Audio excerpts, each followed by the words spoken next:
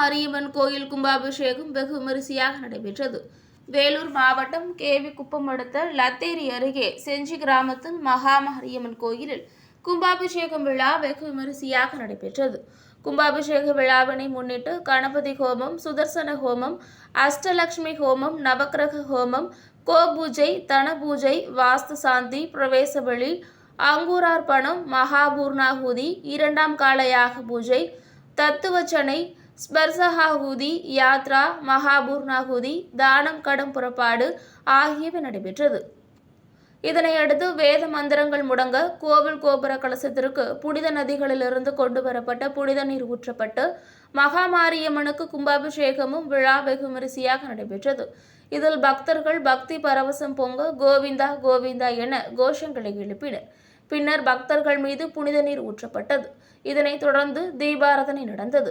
இந்த கும்பாபிஷேக விழாவில் கேவிக்குப்பம் முன்னாள் எம்எல்ஏ லோகநாதன், ஒன்றிய கவுன்சிலர் இன்பசேகரன், விழா குழுவினர்கள் தேவராஜ், ஜெய்சங்கர், ராஜா விஸ்வநாதன் மற்றும் உள்ளூர் பிரமுகர்கள், பக்தர்கள் திரளாக கலந்து கொண்டனர்.